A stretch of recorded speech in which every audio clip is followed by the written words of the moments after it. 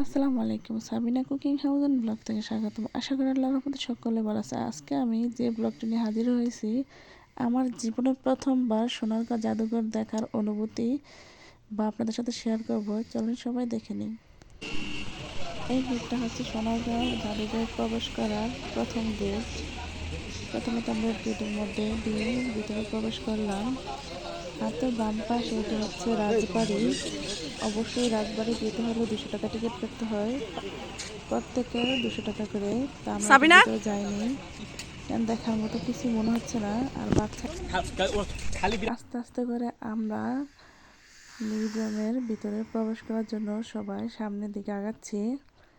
দেখেন আমার বাচ্চা খুব দ্রুত যাচ্ছে দেখার জন্য। ও খুব ঘোরাঘুরি পছন্দ করে। আমাদের বাহিনীগুলো সব সামনে দাঁড়ায় রয়েছে।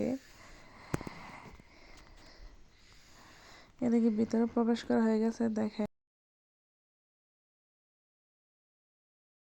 আমরা যে সময় যাই প্রচুর গরম ছিল, কিন্তু এই বিল্ডিং এর ভিতরে প্রবেশ করার পরে কিছুটা শান্তি ফিরে আসলো। এখানে এয়ারকন আছে, তো বাচ্চারা খুবই আনন্দিত এবং ঘুরে ঘুরে দেখতেছে।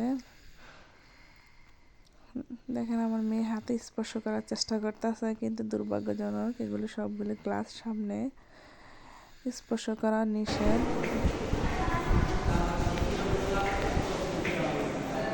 এবার আমার মেয়ে সোনারগাঁ জাদুঘর নেওয়ার প্রস্তুতি নিচ্ছে, কিন্তু আমরা যাবো না, তার দিকে আসা হয়েছে।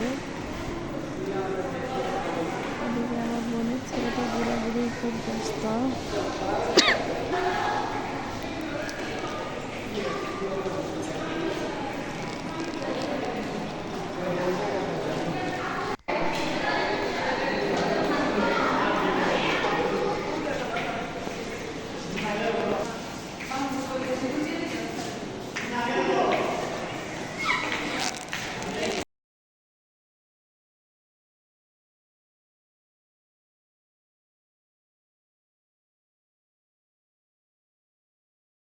সোনারগাঁ জাদুঘরে যাওয়ার মূল উদ্দেশ্য হচ্ছে বাচ্চাদের কিছু আনন্দ এবং বিনোদন দেওয়া, এবং বাচ্চারা খুব ঘোরাঘুরি একটু পছন্দ করে বেশি। আপনারা অবশ্যই সময় থাকলে বাচ্চাদের নিয়ে একটু ঘোরাঘুরি করার চেষ্টা করবেন, আর অবশ্যই সোনারগাঁ জাদুঘরে নিয়ে আসবেন।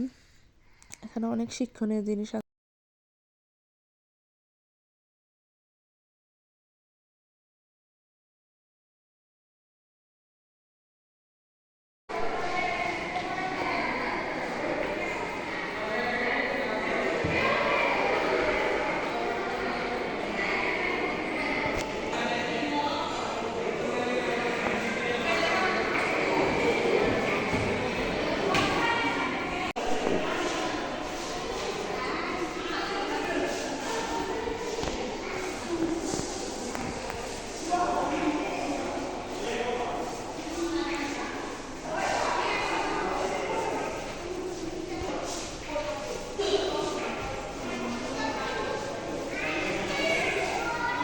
আমার বোনের ছেলেমেয়েকে দেখে বাচ্চার খেলাধুলা ভালো লাগে না।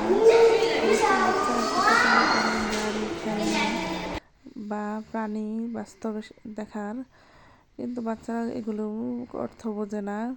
অবশ্যই এগুলো বড়দের জন্য, বড়রা অবশ্যই শিক্ষণীয় জিনিস যা বুঝতে পারবে।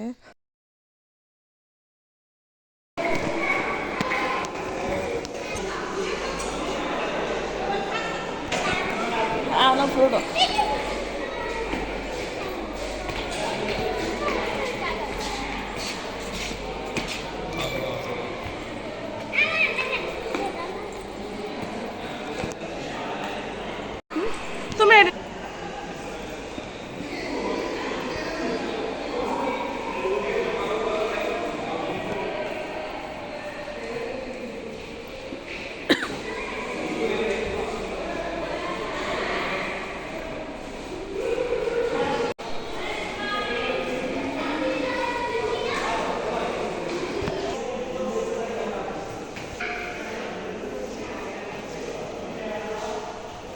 পানি খেবা আছে নিচে যাইতেছে আমরা এখন।